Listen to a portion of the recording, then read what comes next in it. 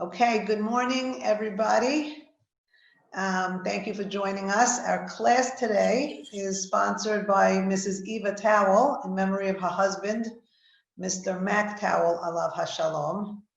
He was fondly known as Rabbi Towel to hundreds, if not thousands, of students in Magen David Yeshiva, among them my own children.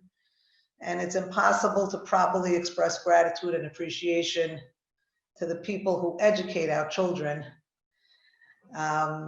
Those fortunate students that he taught Hebrew reading to came away with much more than just proper pronunciation. They got to experience first-hand greatness, clothed in modesty. So as we endeavor to elevate the neshama of Mordechai ben Ezra with our learning, I can't help but think that it's actually the other way around. Men of his caliber are the reason that our world still merits existence. Okay, and so today we have a double header. We have two parshiot, Behar and Bechukotai. I'm going to focus mostly on Parashat Behar. And if you have a Chumash in front of you, the blue Chumashim, it's on page 696. And for the rest of us, it's Parashat Sefer Vayikra, chapter 25. And I'd like to read the first 7 verses together with you, because I think it's an opportunity to get a good sense of where the text is taking us for a modern day, current, relevant message. Again, most of us are not farmers. Many of us are not living in Israel. Shali kol hakavod. And so we might read Parashat Behar and think that it really has nothing to do with us and just glance over it and say, very nice. But I often say it's not what the Torah is saying, it's the words that it chooses to deliver its message that most often has the most relevance for us. So we start on Pasuk 1. It says that Hashem spoke to Moshe in Har Sinai, and he said. Now, at this point, we're towards the end of the book of Vayikra. We've been at Har Sinai from the book of Shemot already. We've been there quite some time. Why on earth would you feel the need at this point to mention that we are at Har Sinai? What relevance does Har Sinai have for us? And we can look and say, you know, Har Sinai has an importance for us. It has a special association. You know, you hear Har Sinai, you think lightning, you think thunder, you think of a very auspicious experience.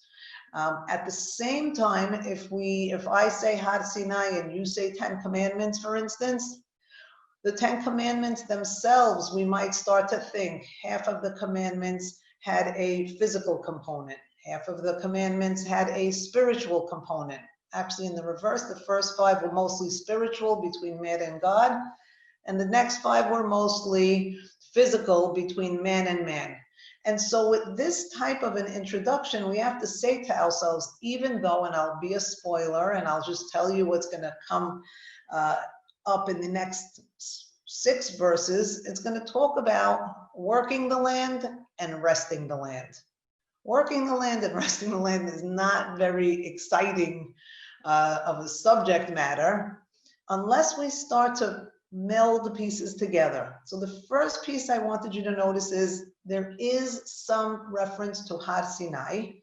And the second verse comes and says, Daber el b'nei Yisrael, speak to b'nei Yisrael, ve'amarta alehem, and say to them, ki tavo el haaretz, when you come to the land that I am giving you, Veshavta haaretz, the land is going to rest. Shabbat laHashem. It seems like the earth is going to have a Sabbath, a sabbatical, we might call it in English. But before we focus on those words, we start to see a pattern right away in the beginning of verse 2. If verse 1 says Vayidaber and then Lemor, verse 2 says the same thing, Daber ve'amarta. This idea, I don't want to take it lightly, and I know I harp on these details often, but I think they're very important. They do something to the mind. They take us from dialogue to monologue, from many voices to the singular voice. There is some type of a return that's taking place here. It's asking us, even just by using words like daber and amar, saying, what is your narrative? Are you hearing multiple voices? Are you hearing multiple external voices? Are you hearing your own internal voice? I think here at this time, at this juncture in this parasha, the Torah is starting to say, we are going back, we are returning to a place where you could hear the singular voice, the monologue, the monolithic voice, which is referenced by this word lemor. We're going to go from daber to emor, not once but twice, and already that's going to set the stage for us, because the Torah is going to start to say, as much as this is about agriculture and as much as this is about farming, this is also about how we speak to ourselves. And before I tell you anything, says God, I need you to get back in touch with that vayomid, with that inner voice. And as we move forward through the verse, it says a very beautiful thing. It says, Ki tavo'u el haaretz. And the English might say, when you come to the land. But we know that the word ki is a causative word. By causative, I mean ki is because, so to speak. The word ki in this context could mean the reason that you're coming to the land, not just when you come to the land, these are the rules. No. God is saying, I'm taking you to the land, and there's a specific purpose for my taking you into the land. So all of a sudden now, I didn't really speak to you about the sabbatical yet because God didn't, but he's giving it an introduction and a build-up that's saying, coming to the land is going to have a particular purpose. And this purpose, and it says, Asher ani noten lachem. My friend Paula Spodek always reminds me that the word noten is a palindrome. It could be read both ways, nun taf nun, frontwards and backwards. And that type of a word means God is saying something that's being asked here in the next few verses is going to be reciprocal.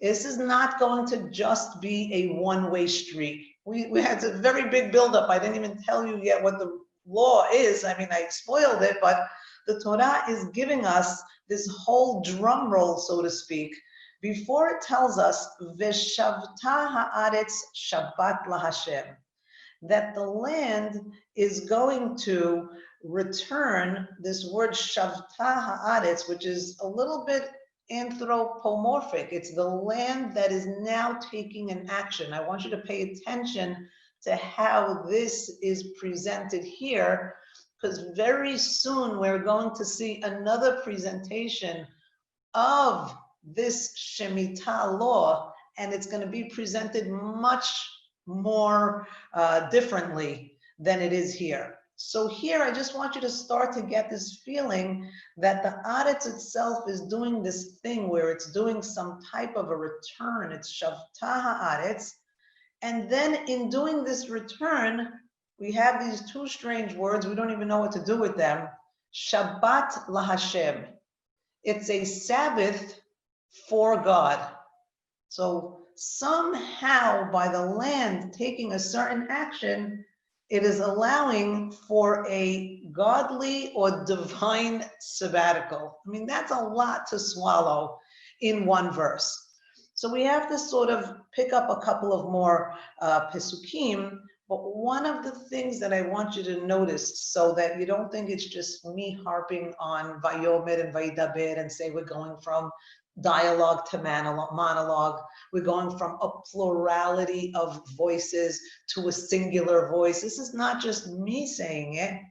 What happens is you'll see as the verses unfold that it's going to start by talking in the plural, ki tavo'u, when all of you come to the land that I give lachem to all of you. We're going to go from that sense of plurality to all of a sudden, it seems like the Torah, the Pesukim, are speaking to one individual. So everything about this movement is from the macro to the micro, from the public to the private, from the noisy multitudes to the quiet inner voice. And I want to just show you now as it develops. It says 6 years. And it doesn't say tizra'u sedechem, for instance, which would have made more sense. They should have kept it in the plural, but they don't. They say for 6 years, I want you to plant your seeds, and for 6 years, I want you to do your vineyards, and you'll gather all of your wheat. And on the 7th year, I'm in verse 4, in the 7th year, now we have this term, Shabbat Shabbaton Yihyeh La'aretz. Now, on the 4th year, the earth is going to experience something, and this something that we're going to call it is a Shabbat Shabbaton. I can't help but miss all my friends live, because all of you would be mouthing right now and you'd be saying, oh, Shabbat Shabbaton, I know, that's the way that the Yom Kippur festival and other festivals are described. So the 7th year, let's say for now, is going to be like a Shabbaton, like a Yom Kippur, which is really something hard to process until we bring it all together. And the Aretz is going to have this Yom Kippur type experience. And again, it tells us it's going to be a Shabbat for Hashem. We still don't know what that means, Shabbat la Hashem. And it says your fields, you shouldn't seed, and you shouldn't do anything having to do with your vineyards. Don't plant them. And also at the same time, your kitzir, don't tiktzor, don't harvest, even after the earth is going to magically bring forth its produce. Make sure that you don't gather and you don't start to bring in all of the crops. And again, we have this word because it's a Shabbat, a Shenat Shabbaton. It's a year of Shabbaton for the land. So between you and me right now, there's not much of an instruction for the farmer other than what he shouldn't do. The fact that he just has to remain inactive is the way that he is going to be performing this mitzvah.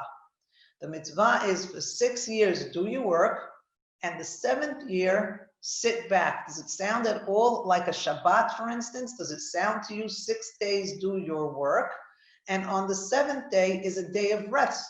So maybe this is the Torah's way of saying that since you're familiar with how to keep Shabbat, 6 days work, 1 day rest, that's the same concept here, except with the land, 6 years work it, 1 year rest it. And that would be enough for us, except there's much more being said here. In verse 6, it says, Vehaita Shabbat ha'aretz, and this Shabbat, the one of the land, is going to be so that you and the people in your community will be able to eat and partake. Even the animals that are in your land, all of the grain will be available for them as well to eat. In other words, the 7th year, you, as well as whoever wants, is allowed to come and eat from the field, really basically saying you don't have the ownership that you have for 6 years. The 7th year, that land belongs to anybody. It's as much anybody else's as it is yours.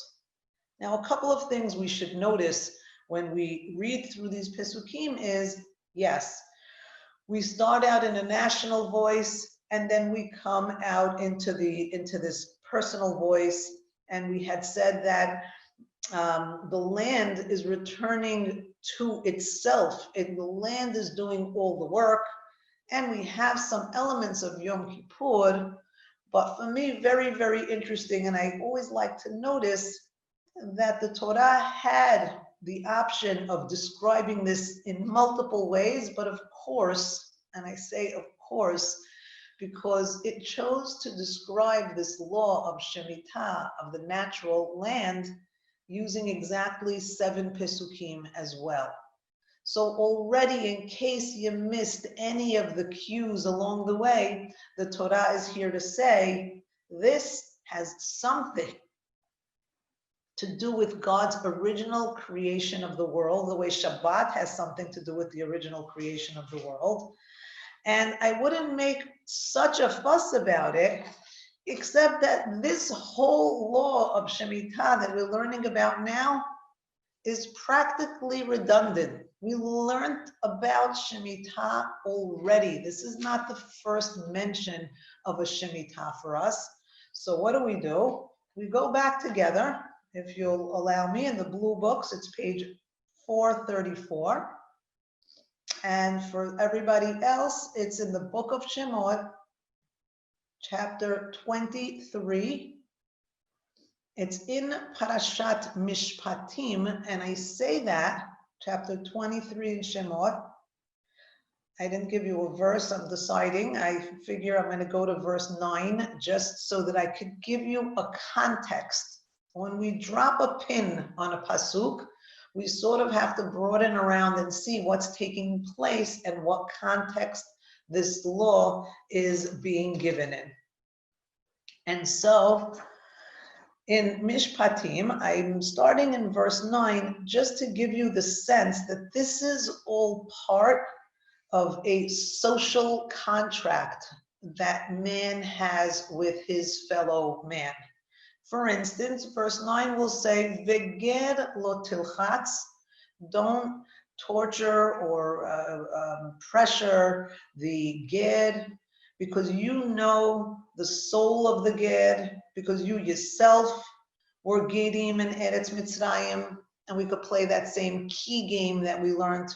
The key doesn't just mean be nice to the ged because you know what it feels like to be a ged. It could also read be nice to the ged, and the whole purpose that you were gedim in Mitzrayim were so you could learn this this sensitivity. I sent you there for your knowledge to gain a sensitivity. And so if we're in that mode of being sensitive to the ged, and we'll see that this whole Parashat Mishpatim, just so you know for yourselves, is a series of how man relates to his fellow man. And our verse that we were looking for is on verse 10. V'shesh shanim, for 6 days, tizra et artsecha, you'll plant your land, ve'asafta et tevuata, and you will gather the wheat, which is pretty interesting, because if you went back to our original Behar, in Parashat Behar, the first part of the law is that the land should rest. Speak to the people and tell them, Veshavta haaretz. In Parashat Behar, the land has to rest first. This is going to come to be important soon. So thank you for staying with the technicalities. But here I just want you to know that the focus, if the focus there was the land was doing everything, the land resting is of primary importance, well then here, the man's role being outlined first speaks volumes. Shesh shanim, for 6 years, I'm telling you what your role is, what you have to do, how you have to collect your grain. And then on the 7th, Tishmetena, you'll do, this is where we get the word Shemitah. If you'll notice, in Parashat Behar, we didn't even have the word Shemitah. The words for Shemitah were V'shavta haaretz, were Shabbat Shabbaton, Shenat Shabbaton, Shabbat Hashem, Shabbat. Okay, I'll tell you because I can't contain myself. But the word Shabbat happened to have appeared 7 times in Parashat Behar. I was saving it for part of my finale, but I get too excited, I can't help it. So I want you to know how fantastic Parashat Behar is, that everything revolving about with Parashat Behar is land-based, God-based, Shabbat-based, whereas now maybe we can read what's taking place in Parashat Mishpatim and contrast it, and we contrast it by saying on the 7th, Tishmetena, we are barely going to even have the word Shabbat in the reference here in Mishpatim. It's going to come once and it's going to come as a verb. You might even miss it, so to speak. So what's being asked, but I'll just stop for a minute. We have one law. The law is the land works or gets worked, or we work the land, however you want to see it, for 6 years, and it rests on the 7th. But somehow this one law is taking on a life of its own. In one reference, it has very little to do with man and the role he plays. And in this other reference, we see something completely, it's part of a social contract. One is an agricultural practice having nothing to do with anybody else. But here in Mishpatim, it's an agricultural practice so that the poor and the widowed and the homeless will all have something to eat, so to speak. And right away, that's the first thing that it states. On the 7th year, doesn't say it's going to be a Shabbat to Hashem. It says, Ve'achlu evyonei amecha. The poor people of your town will be able to eat, and the animals will be able to eat. And they'll be able to eat from your crops. They'll be able to eat from your vineyards. It's the untending and the unharvesting, so to speak, is all for the purpose of public welfare. And then it says, here we finally have something that we could maybe hang on to. 6 days you're going to do your melacha. You see it? Why are you talking why are we talking about 6 days? I thought we were talking about 6 years. Well, right there, stuck together with the 6-year agricultural practice, right there, next verse, that's why I like when you're looking at it in the books, it says, for 6 days you will do your work, and on the 7th day, tishbot. That's where we see the word Shabbat, because it's referring to the actual Shabbat, so that everybody could rest, which again, it's back to the public welfare message, that in keeping Shabbat, like in keeping Shemitah, your animals and your maidservants and your gerim and everybody else will be able to have some type of a rest. So if we're comparing and contrasting, something very glaring is missing from these 2 verses that mention Shemitah here in Parashat Mishpatim. Glaringly missing to me is we don't have the mention of God's name. The other one is a Shabbat for God, and God is giving you the world, and it's a totally different, and remember I started by saying there might be 2 different channels going here. One is a vertical channel between man and God, which we're going to see very clearly was in our first reference. And one is going to be a horizontal channel, which is between man and man, which we're seeing here. God's name isn't even mentioned. The Shabbat of the land, the fact that it's resting is considered a Shabbat, that's not even mentioned. It doesn't seem to be a religious aspect to Shemitah here. It seems to be an agricultural, societal, public welfare law.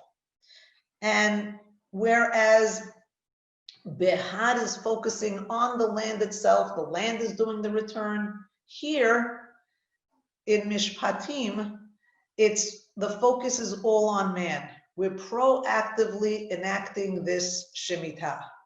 In Behar, it starts in the plural, and here everything is said in the singular. So we have to ask ourselves the question, is it one law? It clearly should be one law. And then, of course, the question is, if it's going to be one law, why mention it 2 different times? And then the bigger question, if you're going to mention it 2 different times, why are the 2 times so different? Why mention one law in 2 different ways? And that's our question for today. And that is today's introduction. And so what we need to say is, yes, it's clearly one law, but this one law has 2 objectives. And if we look at just this law, just here in Mishpatim, we may not get the full picture. We need to look back in this week's parasha, and that's why I'm highlighting it today. This week's parasha is going to give us a whole new vista of what this law offers us. So when I told you, and I just went over it, and you didn't challenge me because you're muted, but when I was going through the idea that the earth was returning and was doing a teshuvah, and that the earth was as if it was celebrating Yom Kippur, the question we would have had to ask ourselves at that point is, why on earth why does the earth have to do a Yom Kippur? Why does it have to atone? What does it have to even atone for? Why in this week's parasha does the earth have to make a teshuvah, so to speak? And those of you who know me and already know how I think, it all goes back to the beginning. Everything takes us back to the beginning. If you're in a Chumash, go all the way back to Bereshit, go back to chapter 4. In the blue books, it's page 18. I'd like to suggest that the land has something that it has to do some type of reparations for, as does man. And so if I just ask the trivia question, where do man and the land come together to commit some type of a crime or do something wrong? Right away, you're going to tell me the Cain and Havel story. I know you're thinking that. And so if you look on the bottom of page 18, the beginning of chapter 4, it introduces the birth of Cain. And in introducing the birth of Cain, we've said this before, it also introduces a new name for God. This Yud Ke Vav Ke name. All this happening in one verse. So Adam knows his wife Chava. She gets pregnant. She gives birth to Cain, and she says, I have acquired a man with Hashem. And now this is important, because the fact that she's going to call him Cain to reference Kaniti Ish et Hashem, we have to recognize a few things. He's the first human born child. He's the first child to come through the reproductive system. We never had a child produced in this way. Adam is made from Adama, from earth, which is going to be a huge reason why he's going to have such a close connection to the earth and to all of these agricultural laws. Chava is made from his rib or his etzem or a bone of his,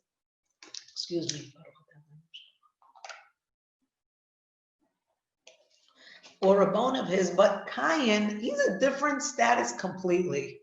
Cain is walking around believing, and as well he should, that he is this product or this being that might be resembling God, because Kaniti, it sounds as if she said, I gave birth to this child.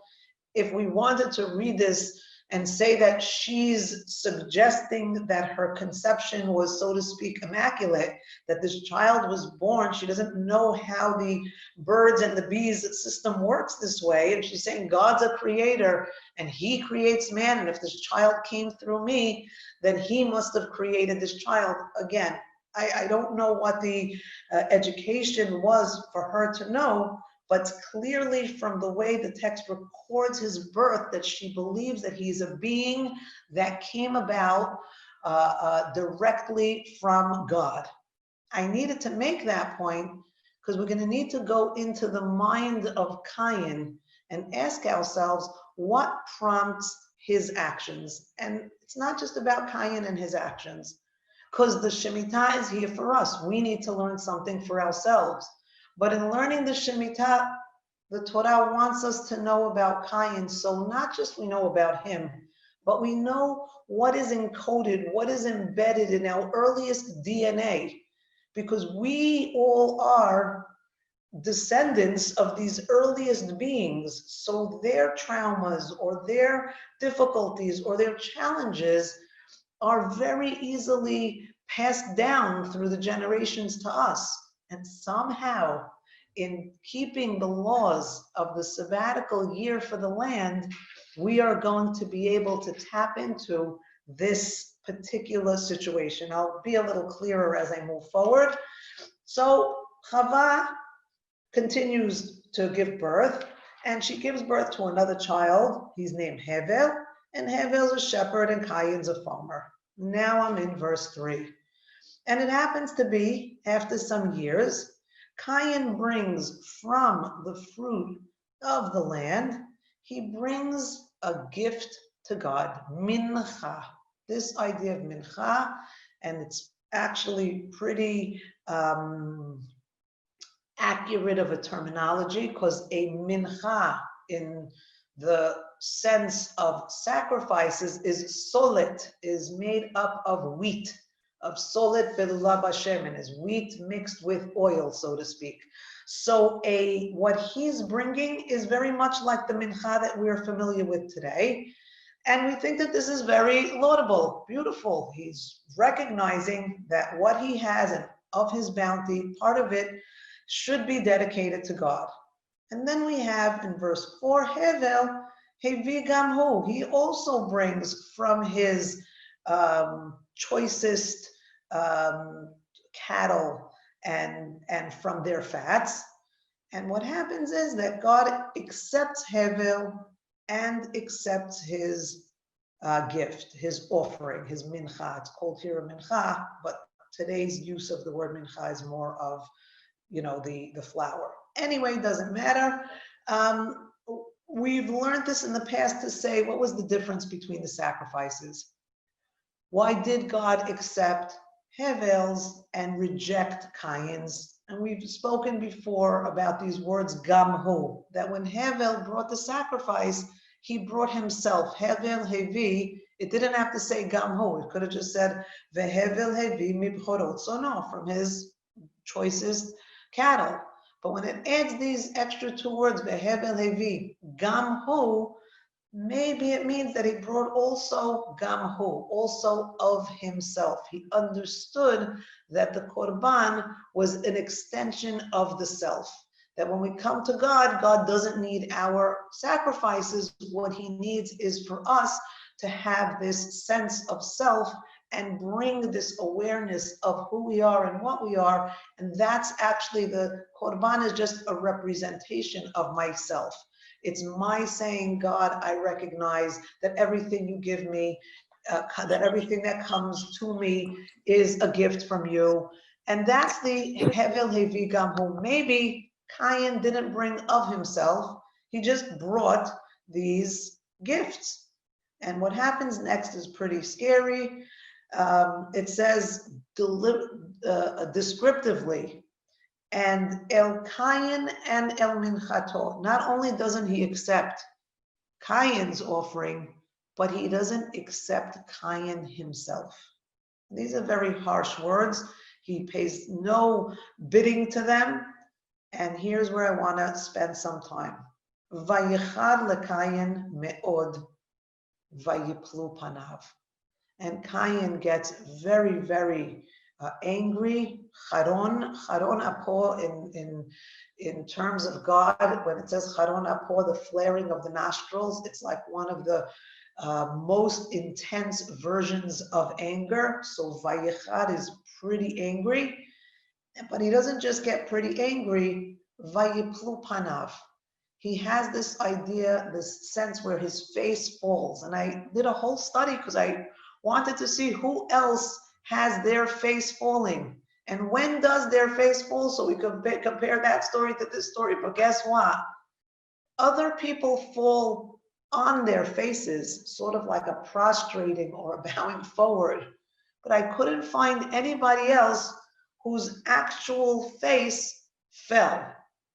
And I started to think about it. And when we look at the story, before we go any further, the Torah is telling us something very important. And I say this often.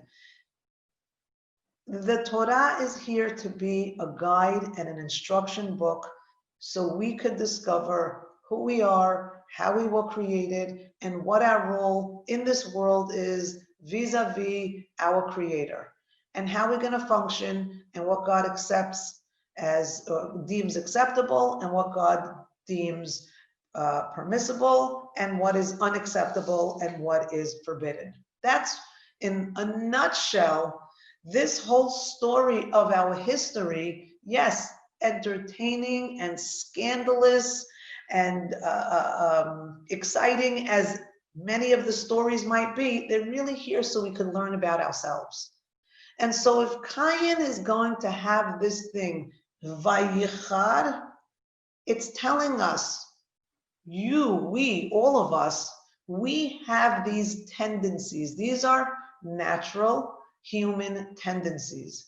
Vayichad could seem like a trigger event, so to speak. Like if there's going to be an anger cycle, if there's going to be this cycle that we find ourselves trapped in, where we get angry, there's usually an event that triggers it. And we have to look back in the verses and ask ourselves, what would have gotten Cain? Because his gift wasn't accepted, why would that be a trigger for Cain to get this hysterical? I don't want to kill the story for you, pun intended, but there's going to be a murder in a minute. And for Cain to get moved and angered to the point of murder is very concerning for us. And the Torah wants to warn us and say, look, we all have vulnerabilities. We all have buttons that when you push certain buttons, then we become like those cartoon characters, right? Where the engine starts to go, or the smoke starts to build, and the smoke starts to come out of the ears, and then the hat flows off. You know, you've seen those cartoon characters. That's us. That's not so far from the reality. And the question is, whatever Cain's vulnerability is, might also, hard as it may seem to look in the mirror, might be our own vulnerabilities. So in his case, I'd like to suggest, and it's not his fault, as we often say, right? It's his circumstances. What are his circumstances? The man was born with a crown on his head. He was, like they say, he was born on third, and he thinks he hit a triple. He was born being called God's son, the son of God, so to speak. And so maybe his own expectations of himself were to be perfect.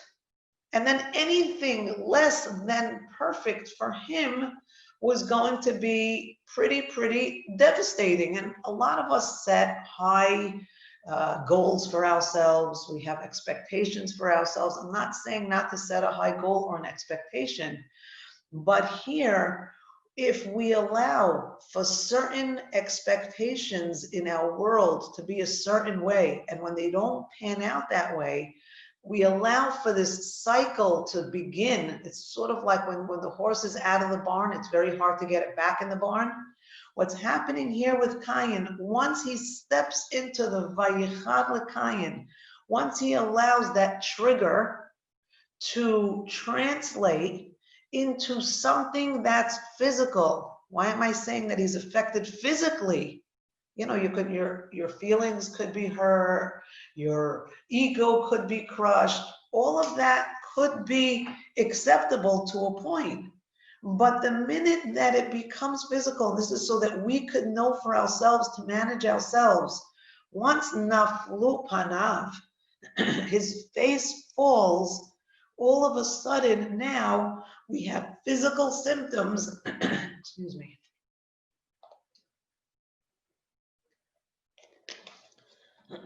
All of a sudden now we're allowing physical symptoms to take the place, to take over, to kick in over here.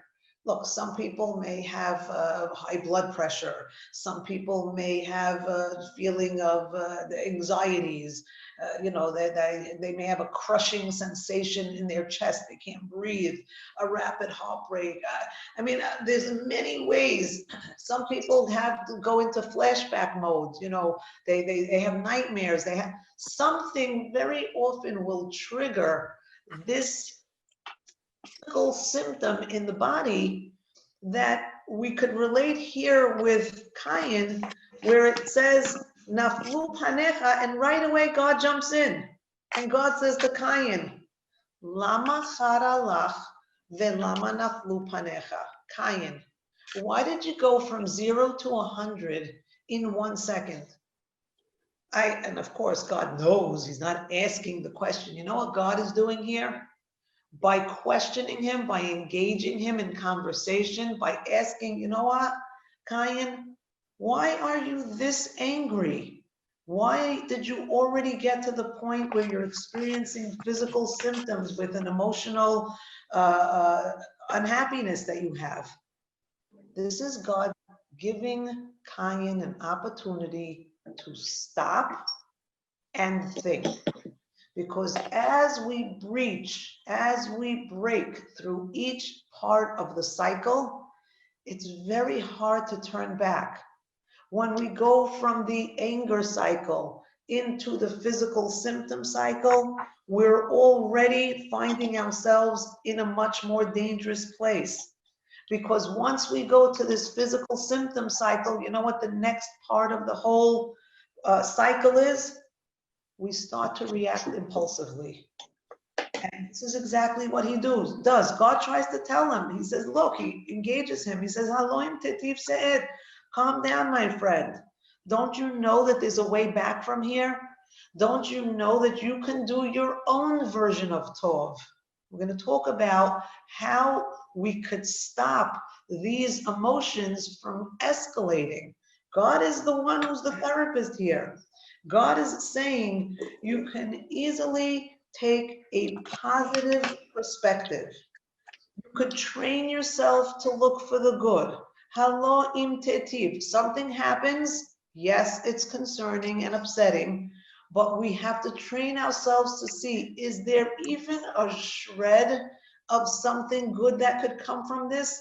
Why is it that when something happens, I was just talking to my friend Sarah Tal this morning. I said 100 good things could happen. You could get 100 compliments and 1 insult. What happens?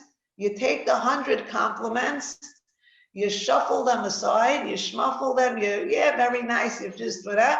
And that 1 insult, Shema Yisrael, you hang on to it, you play it over in your head. You didn't play over the 100 compliments you got, the other 99 compliments. But what do? God is saying, we have to have a positive perspective. We have to focus on guess what, Kayet? So Korban didn't get accepted. He doesn't say boo-hoo, that's me saying, but he didn't get your Korban accepted. But what do you have? You're the firstborn child. You're the child that came into this world like nobody. You have a crown that nobody ever, for the rest of humanity, could take away from you. You're going to put all your focus on the fact that I didn't accept your sacrifice? Halo im tetiv. If you focus on the positive, se'ed.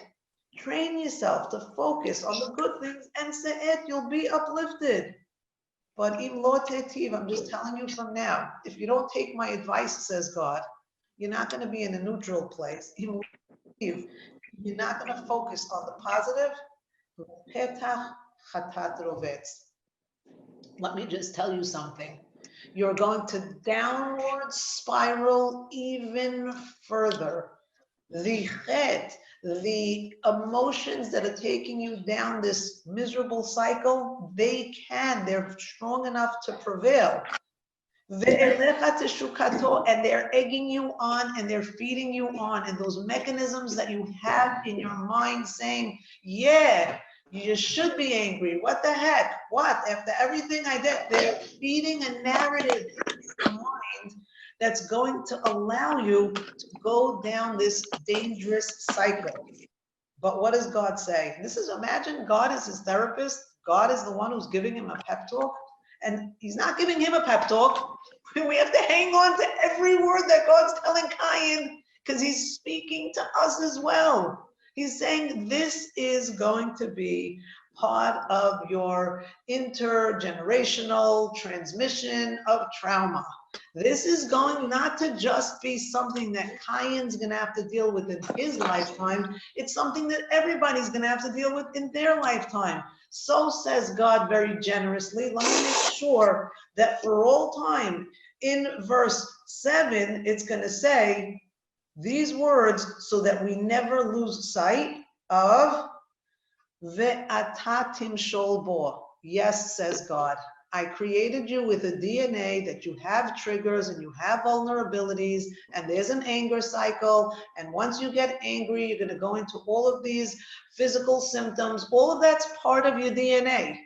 But guess what, says God? I also created atatim sholbo. I also created the ability for you to overcome all of these tendencies. And what happens, unfortunately, in verse 8, it falls on deaf ears. And why is that? Because like I said, the horse at that point either was already out of the barn or Cain did not want to recognize the power that he has over his own, maybe we should take for a minute and talk about what Cain could have done. Because once we go to verse 8, there's no turning back. So if you could, don't peek. If you know, you know. But really, what could Cain have done?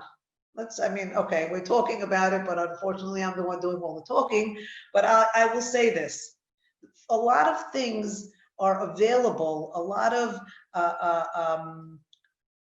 tools are available to us. And I'll say that the Shemitah that we've been learning about is the greatest tool that we have. Why? Why am I comparing the Shemitah, the agricultural, don't work your land on the 7th year, with Cain's story, with his anger and his triggers and his psychosomatic anxieties? Why am I comparing those two?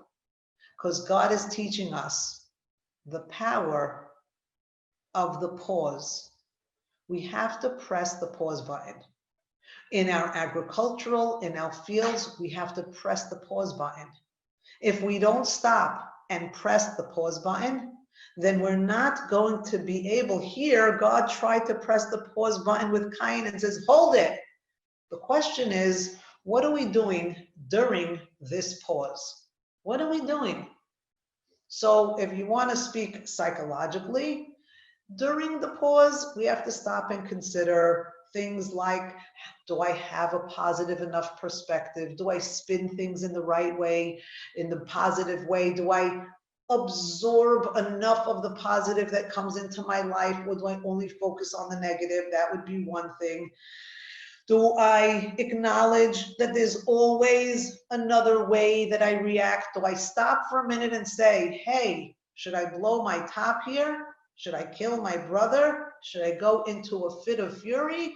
Or do I consider the possibility that there's not only one path, there's not only one way to handle the situation? I have choices, and I'll only be able to recognize that I have those choices is if Shemitah, I pause, I press the pause button. If I react, anybody know the honeymooners? So Jackie Gleason had gone to the therapist and he gives him this trick that says pins and needles, needles and pins. It's a happy man that grins or something like that. And the idea is the therapist was telling him that before you react, as your steam is coming out of your ears and everything is gearing itself up in your body to explode, take 10 seconds, said his therapist, and say this little catchphrase. And by the time you finish saying that phrase, hopefully the steam will start to come down and the heat level will become a little lower. That's the Shemitah. The Shemitah is going to be that pause for us. And so there's a lot of parts of the pausing that we can do. During our pause, we could recognize our uniqueness. We could recognize that, you know what? I have, besides having a lot of gifts, what's right for him and what's right for me may not be the same thing. Maybe it's right for his korban to get accepted, and maybe it's in my best interest for me to go back to the drawing board. You know, when the teacher makes a big red circle, I know they're not allowed to do that anymore today. We're too sensitive with the kids, but back in the day, you got a big red circle with an X and it meant go back, fix your work. I know this isn't your best. And this could also be for us a sense where when we come to these junctures, we have to ask ourselves, maybe this is for my best interest. Maybe I can do something better. Maybe I could change the voice in my head that's saying, you're a horrible person. You did a horrible thing. You didn't accept me. You never get accepted. God didn't accept you because you're a nothing, because you're a nobody. I don't know. Again, I can't put words in Cain's head. I can only work with the text that's available to me. But I feel that had Cain been able to speak to himself using a softer, kinder voice, and that's why I started the class by saying, you can't just listen to all the million voices outside your head. You have to go to your inner, most pure, organic voice. It's your, we call it your godly voice, your divine voice, that voice inside of you that's pure. Listen to that voice. Had Cain been able to hear that voice, that would be a beautiful, soothing, nurturing voice that would have said, Cain, so you didn't pass the test. Cain, so you weren't accepted this time, Hayati, but you know what? Next time, maybe you want to go back to the drawing board. Maybe you want to try something else. Maybe you want to ask your brother Hevel what his recipe was. And maybe if you do some of those things, you will find your way back to a positive place. And it forces us, when we pause for a minute, it forces us to examine the evidence. It forces us to examine and say, hey, wait a minute. Maybe my fruits were a little bruised, as some of the mefarshim like to say. Maybe I didn't bring the best of the best like my brother brought. And so what happens is we're pausing the land, and we have to remember this. The land is a euphemism for us. We are Adama. We are made of land. So when we take a minute and stop working the land, maybe we could start working on ourselves, so to speak. And when we stop working the land, what happens is the 8th year, we reestablish our ownership with the land. Meaning, when we reestablish the ownership with the land, maybe it's an invitation for us to reestablish our ownership of ourselves. Meaning, take control of ourselves, re-own literally ourselves. And with this, we start to get a sense that Shemitah expression is very, very different in two places because two things need to happen. So let's just do a tiny little recap and say, in Parashat Behar, it was all about God. It was spiritual. It was a Yom Kippur. And I didn't even tell you why it's a Yom Kippur. So first I just have to give you this quickly. I'll read you these few Pesukim. Cain goes to Hevel. It says, Vayomer Cain el Hevel. What should Cain have done here? Vayomer Cain el Cain. If this pasuk would have said, Vayomer Kayin el Kayin, and Kayin spoke to himself, and Kayin internalized what God had told him, God spent a whole bunch of pisukim giving him a pep talk. It doesn't even show that he responds to God. And so when he didn't internalize and respond not to God, he didn't use his inner voice that we had suggested either, change the narrative. What happens? He gets up, and when they're in the Sadeh, which is really a place for divine encounter, Vayakom Kayin el Hevel Achi Vayehargehu. Kayin gets up and he kills his brother. Now this is a very horrific Adam lechavero, man-to-man crime that we are going to be, unfortunately, haunted with for a long time to come. I'll explain that in a minute. But the next verse, Hashem tells Cain and asks him, Hevel achicha, where's your brother Hevel? And Cain answers him and he says, Lo yadati, what do I know? How should I know? I didn't know. I mean, there's a lot of ways we could read that.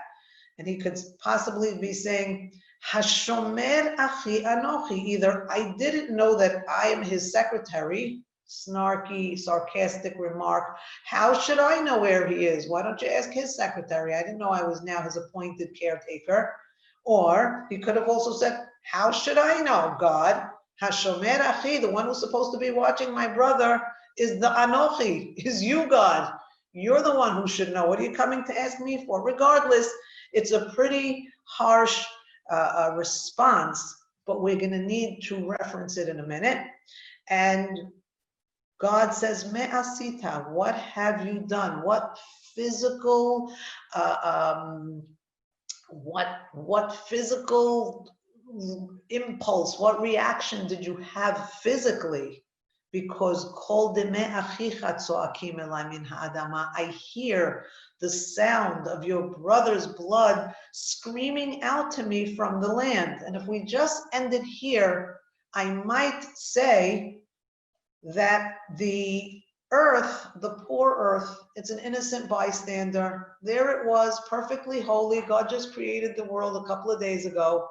And now this. It went from a state of total purity to a state of impurity. That's what I might have said. But the next verse says, okay, guess what, Cain? You are now cursed from the Adamah that opened up its mouth to take the blood of your brother, miyadecha, from your hands. If you're a lawyer, if you are pleading a case, if you needed to defend the earth, and the earth wanted reparations for having been tainted, that would have been great in Pasuk 10. But Pasuk 11, you're not taking this case if you're the lawyer, because why? What do the records show? The records show that the earth is not only not a victim, it's an accomplice to the crime. It's an accomplice to the crime, yes, because patzta et piha, she opened up her mouth. Again, the anthropomorphic references here, and she took the me'achicha, she literally took it from where? From your hands. This is not a sweet little innocent earth that had blood spilled on it. Shefichut damim, we have a lot of references where blood is spilt on the ground. This is not that. This is the earth, and we have to ask ourselves a bigger question. Why would the earth want to be involved in a cover-up for Cain? Why would the earth want to swallow up? There's a phrase called permissive parenting. Sometimes we try to cover up for our kids. Mother Nature, the earth which brought man to being, the earth from which man is created, can't stand to see that the man that she had part in creating, she's a partner in his creation, is acting as horrifically as to kill his brother. So what the earth does is it swallows up the blood, so to speak, to hide the crime. And here we have a very difficult situation. I'm suggesting that the earth has a teshuvah that it needs to make here for its role that it played in covering up the blood of the first crime, of the first fratricide, of the first murder in the world. Now we come back to our Shemitah. Now we read Parashat Behar. Now do we understand why the land has to do a Shabbat? Why it needs to be a Shabbat Shabbaton like a Yom Kippur? Why it has to return itself to God and hope that it finds itself in God's good graces? Because the earth still has an atonement to make for this situation. Now, when we read Parashat Behar, it should be very comforting to us. We should read it and say, you know what? Spiritual damage can be repaired. There is a way back from doing a crime between man, or in this case, between land and God, but there is a way for that to repair itself, just like Yom Kippur forgives, just like Shabbat is a chance for a renewal. And just like we could say, oh, from the past, the merits of our forefathers, Abraham, Yitzchak, and Yaakov, we could take from the past and bring it to our merit in the future. We could also in the future go back and repair things that had happened in the past. And what's so beautiful about this is for the Parashat Behar, and I'll say also for Mishpatim first, and then I'll bring it together. If we're using the power of the pause, and we're going to go into Parashat Mishpatim and say by pausing for Shemitah, we are fixing the Cain's involvement in this problem. How is Cain's involvement by killing his brother being fixed in Mishpatim? He had asked the question, Hashomer achi anochi? Am I responsible for my brother? And Parashat Mishpatim says, oh, absolutely yes. You are responsible for your brother. You have to make sure he has a coat. You have to make sure that he has food. You have to make sure that people are kind to him. You have to make sure that there are no stumbling blocks. You have to take care of the blind and the deaf and the dumb. And you have to take care of the widow. You have to take care of your entire horizontal relationship with everybody in the human race. Because in doing so, you will be the shomer achi that Cain didn't realize he was. And if you're a shomer achi, if you're going to take care of your brother, then you're certainly not going to come to the place or to the point where you will kill him. Now, I'm just going to say one last thing.